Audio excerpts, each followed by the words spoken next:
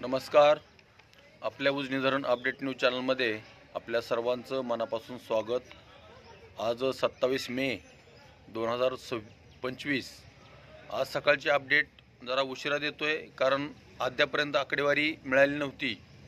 तर आपलं उजनी धरण हे संध्याकाळपर्यंत प्लसमध्ये आलेलं दिसेल, कारण सध्याला दौंडमधून 26,106 क्युसेकचा विसर्ग उजनीमध्ये मिसळतोय.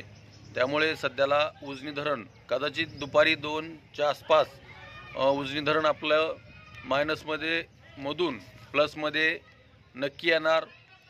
सध्याला उजनी धरणाची एकूण पाणी पातळी आहे 491 मीटर.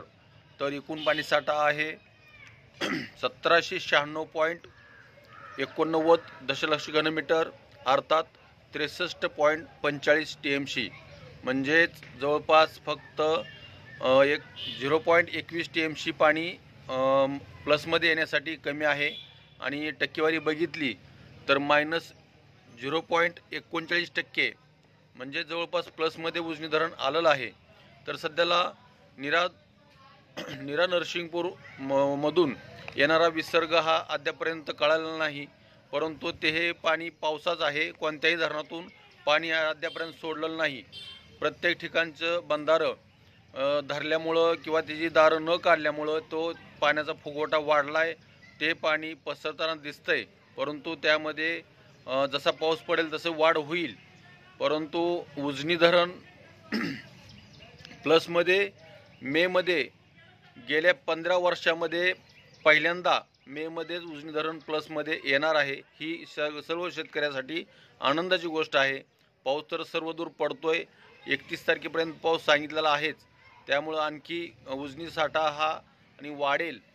आणि सध्याला भीमा नदीमध्ये पाण्याचा प्रवाह येतोय, पण तो उजनीमधून न येता नीरा परिसरामध्ये, नीरा धरणाच्या, वीर धरणाच्या, नीरा देवधर धरणाच्या परिसरामध्ये पडलेला पावसाचा विसर्ग तो नीरा नदीमधून, नीरा नरसिंगपूर येथून भीमा नदीमध्ये मिसळतोय.